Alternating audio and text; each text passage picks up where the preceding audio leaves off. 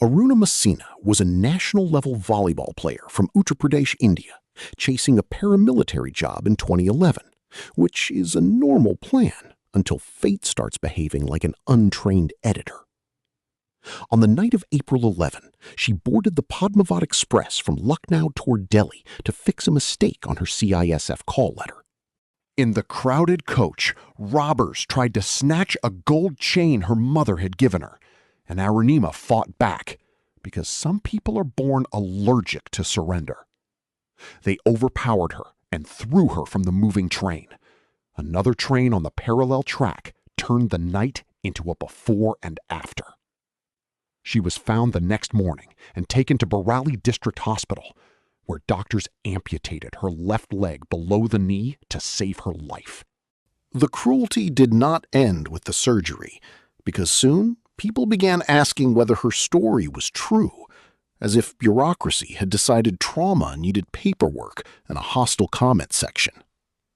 Arunima later said she grew tired of explaining that she had not tried to harm herself and decided to answer with action, not words.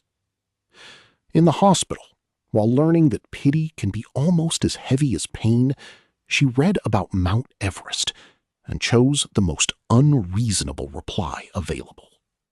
She told her brother-in-law, Om Prakash, she wanted to climb the world's highest mountain, and he did something rare. He did not laugh first. The idea sounded impossible, which was useful because impossible was exactly the size of answer she wanted. She would not merely learn to walk with a prosthetic leg. She would aim for the place where even perfectly healthy climbers discover oxygen has a cancellation policy. After leaving the hospital, still early in recovery, she sought out Bachendri Paul, the first Indian woman to climb Everest. Paul listened and told her she had already conquered her inner Everest. Now, the mountain only needed a public announcement. That blessing did not make the climb easier, but it gave the dream a guide, and dreams with guides are harder for doubt to evict. Arunima entered mountaineering training at the Nehru Institute of Mountaineering in Uttarkashi, then kept training for 18 brutal months. There was no Sunday, no Diwali, no Holi in the schedule, just snow, rock, pain, repetition, and the cheerful mountain tradition of making humans feel underqualified. The prosthetic leg did not behave like a movie prop. It shifted, rubbed, slipped, and turned every step into negotiation. Her other leg carried a steel rod, so even the body parts that remained were not exactly sending thank you notes.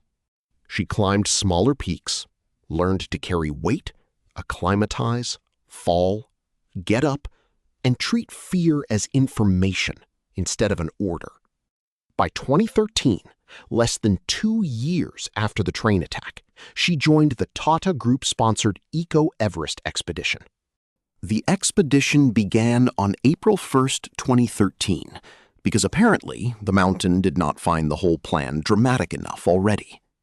Everest is not one test, it is a long argument with altitude, ice, ladders, crevasses, wind, cold, and your own private doubts. At base camp, she was thrilled, lost balance, fell, and was injured before the real climb had even started. The higher she climbed, the more the prosthetic became a problem. Grip failed, pain flared, and every misstep had consequences. Her Sherpa warned her more than once that turning back might save her life, which is the kind of advice Everest gives in several languages. But Arunima had spent too long being treated like a cautionary tale, and she had not come to the Himalayas to become another footnote. She passed through the camps and entered the death zone, where climbers move inside a world that is beautiful, frozen, and aggressively uninterested in human plans. There, the mountain stopped being inspirational scenery and became math. Oxygen left, distance left, strength left, time left. On May 21, 2013, after a 52-day expedition, Arunima Sinha reached the summit of Mount Everest. She became the first female amputee to stand on the highest point on Earth, which is one way to make every cruel comment suddenly look very small. At the top, she raised the Indian flag and placed pictures of Swami Vivekananda in the snow, using precious oxygen to record proof that the world would not be able to edit. Then, Everest reminded everyone that summits are only halfway, and her oxygen rained critically low shortly after she started down. An extra cylinder saved her descent, which is the sort of plot twist that would feel too convenient if the mountain had not already charged such a brutal price.